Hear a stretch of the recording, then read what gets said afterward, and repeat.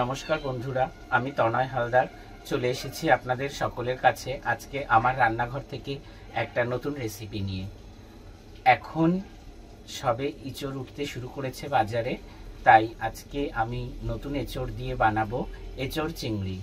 এঁচড় চিংড়িতে আজকে আমি পেঁয়াজ রসুনের কোনো ব্যবহার করব না। আমি অন্যান্য মশলা দিয়ে কিভাবে এঁচড় চিংড়িটা বানাই সেটাই আপনাদের সকলের সঙ্গে শেয়ার করব। চলুন তাহলে আমি দেখাই কিভাবে আজকে আমি এঁচড় চিংড়ি বানাবো। বাজার থেকে সবার প্রথমে আমি কিনে নিয়েছি এঁচড়। এই যে এঁচড়টা কিনে নিয়ে এসেছি। এই এঁচড়টা আমি এখন কাটবো। তার জন্য আমি সবার আগে হাতেতে একটু সরষের তেল মেখে নেব।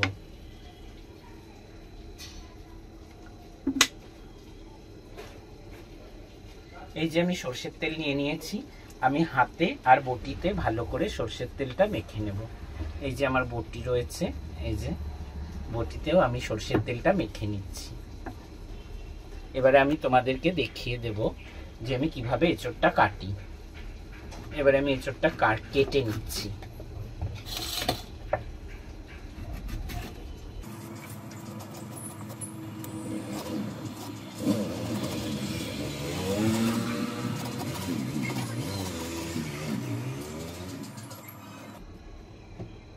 এঁচড়টা খুব ভালো মতো করে ছাড়িয়ে নিতে হবে।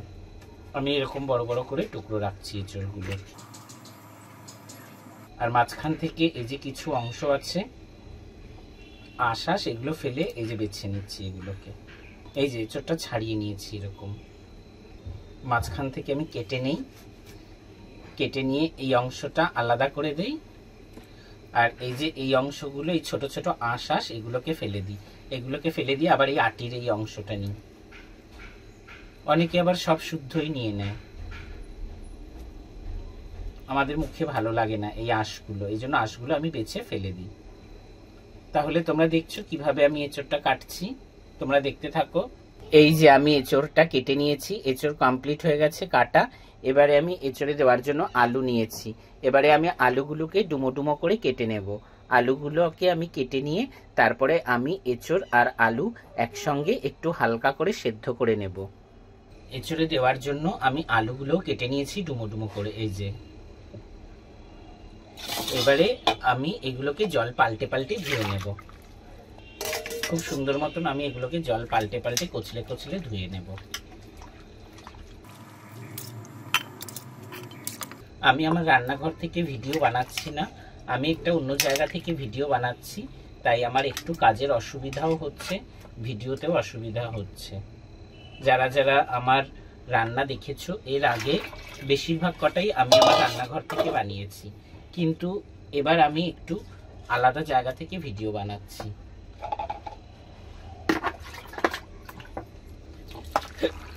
এই জল পাল্টে পাল্টে আমি এঁচড় আর আলু খুব সুন্দরভাবে ধুয়ে নেব।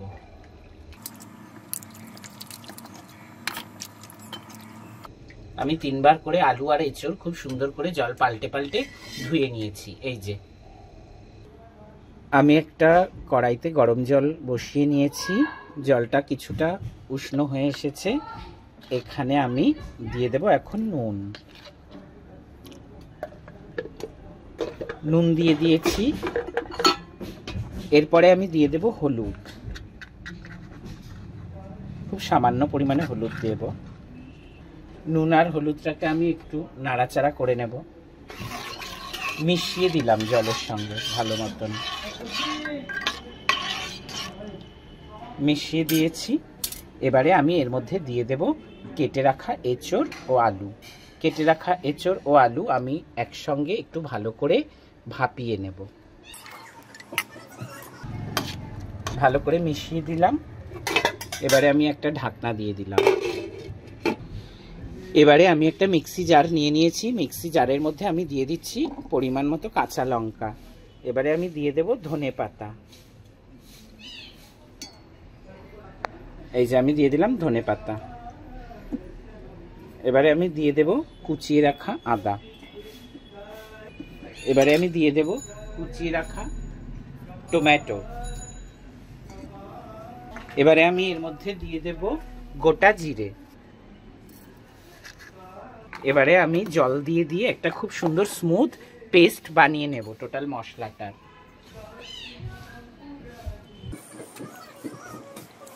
এবারে আমি একটা স্মুথ পেস্ট বানিয়ে নেব মশলাটার। মিক্সিতে মশলাটা আমি সুন্দর মতো পেস্ট করে নিয়েছি, এরকম একটা মিহি পেস্ট বানিয়ে নিয়েছি। ধনেপাতা দিয়েছি, কাঁচা লঙ্কা দিয়েছি, আদা দিয়েছি, জিরে দিয়েছি। এখন আমি এখান থেকে মশলাটা নাবিয়ে রাখবো। আর এদিকে আমার গ্যাসের মধ্যে আমি বসিয়ে রেখেছিলাম যে এঁচোড় সেদ্ধটা, এঁচোড়টাও সেদ্ধ হয়ে গেছে। এখন আমি এঁচোড়টাকে নাবিয়ে নেব। আমি একটা ছাঁকনি নিয়ে নিয়েছি, এই ছাঁকনিটার মধ্যে আমি সোজা এঁচোড়টাকে ঢেলে দিলাম। এবারে আমি একটু ঠান্ডা জল দিয়ে ভালো করে আবার ধুয়ে নেব, যেহেতু কষকষ আঠা, এই জন্য আমি আরেকবার এটাকে ভালো মতন ধুয়ে পরিষ্কার করে নেব। আমি এটাকে ধুয়ে পরিষ্কার করে নিলাম। এই যে এঁচোড় সেদ্ধ করে আর আলু সেদ্ধ করে নিয়েছি আমি, এখনও 20% সেদ্ধ হতে বাকি আলুটা আর এঁচোড়টা। এবারে আমি কি করব, এবারে আমি এগুলোকে সুন্দর মতো একটু তেলে ভেজে নেব। আমি কড়াই বসিয়ে দিয়েছি, কড়াই গরম হয়ে গেছে। এখন আমি কড়াইতে সবার প্রথমে দিয়ে দেব তেল। সমস্ত কড়াইতে আমি তেলটা ভালো মতো একটু মাখিয়ে নিলাম। তেল খুব সুন্দর মতন গরম হয়ে গেছে। এবারে আমি তেলের মধ্যে দিয়ে দেব আলু। ভীষণ রোদ ওপাশে, তাই আমি একটা চাদর টাঙিয়ে নিয়েছি, সেই চাদরটার ছায়া এসে কড়াইয়ের মধ্যে পড়ছে, দেখে মনে হচ্ছে একটা।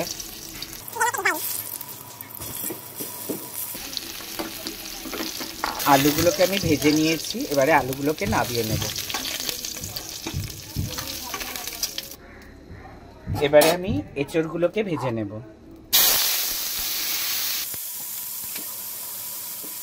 এঁচোড় সেদ্ধর সময় আমি নুন আর হলুদ দিয়ে দিয়েছিলাম, তাই এখন আর আমি নুন আর হলুদ দেবো না, এমনি কড়াইতে এমনি ভেজে নেব। এঁচোড়টা আমি ভেজে নিয়েছি, হালকা ফ্রাই হয়ে গেছে। এবারে এই অবস্থায় আমি এঁচোড়টাকে নাবিয়ে নেব। আমি একই পাত্রে তুলে নিচ্ছি, যেই পাত্রে আলু নাবিয়েছিলাম ওই পাত্রেই আমি এঁচোড়টাকে। এবারে আমি কড়াই বসিয়ে দিয়েছি, কড়াই গরম হয়ে গেছে। এবার আমি কড়াইতে সবার প্রথমে দিয়ে দেব সর্ষের তেল। তোমরা তোমাদের ইচ্ছে মতো সাদা তেলেও করতে পারো, তাতে কোনো সমস্যা নেই। আমি তেলটা সমস্ত কড়াইতে একটু ভালো করে মিশিয়ে নিই। তেল থেকে ধোয়া উঠছে, মানে তেলটা খুব সুন্দরভাবে গরম হয়ে গেছে। এবারে আমি এখানে সবার প্রথমে ফোড়নে দেব গোটা গরম মশলা। গোটা গরম মশলাটা আমি থেতো করে নিয়েছি, লবঙ্গ, এলাচ, দারচিনি, এটা দিয়ে দেবো তেলের ওপরে। এবারে দিয়ে দেবো তেজপাতা, এবারে দিয়ে দেবো শুকনো লঙ্কা, এবারে দিয়ে দেবো গোটা জিরে।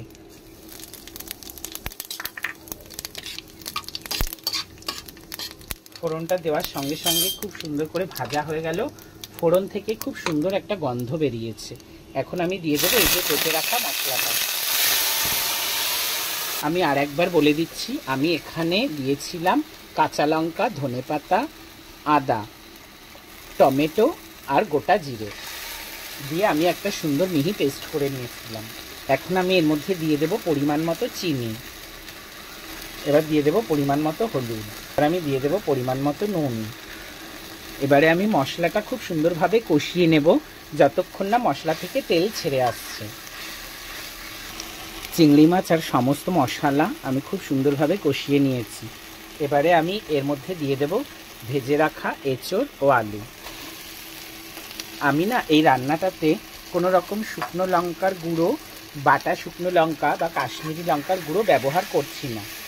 তোমাদের যাদের যাদের ইচ্ছে করবে গুঁড়ো মশলা, লঙ্কার গুঁড়ো বা লঙ্কা বাটা দিতে, যখন তোমরা মশলাটা কষাবে তখন দিয়ে দেবে। আমি করব না, কারণ আমার মা খেতে পারে না লঙ্কা গুঁড়ো, মায়ের ভীষণ প্রবলেম হয় গুঁড়ো লঙ্কা, ওই জন্য আমি সম্পূর্ণ রান্নাটা কাঁচা লঙ্কায় করলাম। কাঁচা লঙ্কায় রান্নাটা আমি করলাম এই জন্যই। বুঝতেই পারছো সমস্ত মশলা, চিংড়ি মাছ, এঁচোড়, আলু খুব সুন্দরভাবে আমি কষিয়ে নিয়েছি। কষানো কমপ্লিট। এখন আমি এখানে দিয়ে দেব গরম জল। আমি গরম জল দিয়ে দিলাম। এবারে আমি এটাকে একটু ফুটিয়ে নেব। বেশি ঝোলঝোল করব না, একটু মাখা মাখা করব।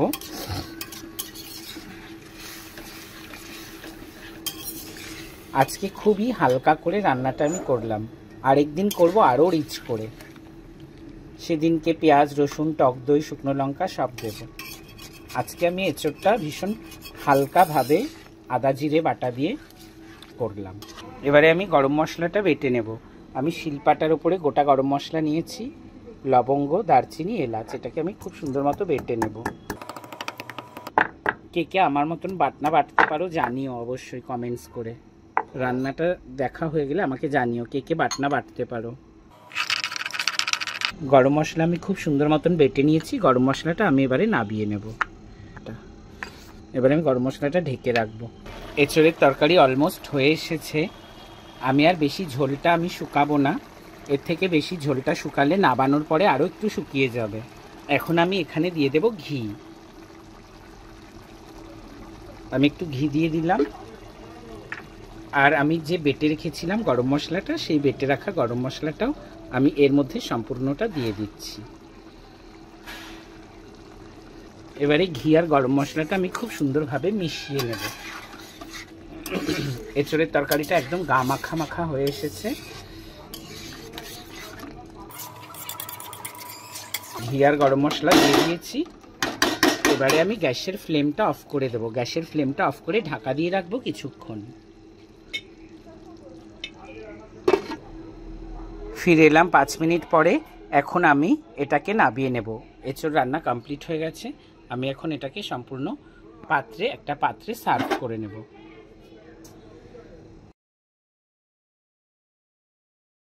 এভাবে এঁচোড়ও কিন্তু ভীষণ ভালো টেস্ট আসে।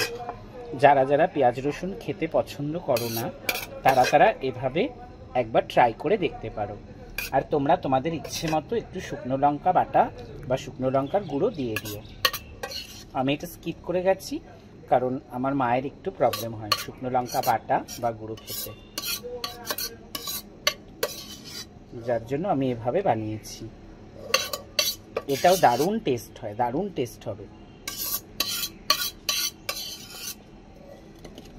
তাহলে তোমরা সকলে দেখতে পেলে আমি কত সহজে বানিয়ে নিলাম এঁচোড় চিংড়ি।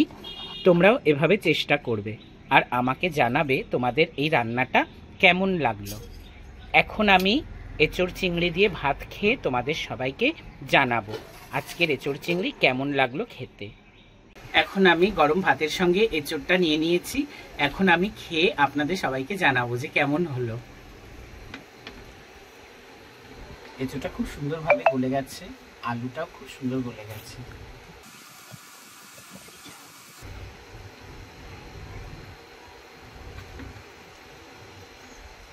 দারুণ হচ্ছে, অসম্ভব সুন্দর একটা টেস্ট। আপনারাও এইভাবে রান্না করে খেয়ে দেখবেন। আপনাদের কেমন লাগলো আপনারা আমাকে অবশ্যই জানাবেন কমেন্টস করে। ভালো লাগলে লাইক করবেন, শেয়ার করবেন। আর ফিরে আসবো খুব শীঘ্রই নতুন অন্য কোনো রেসিপি নিয়ে। ততক্ষণ অবধি সবাই ভালো থাকবেন। টাটা।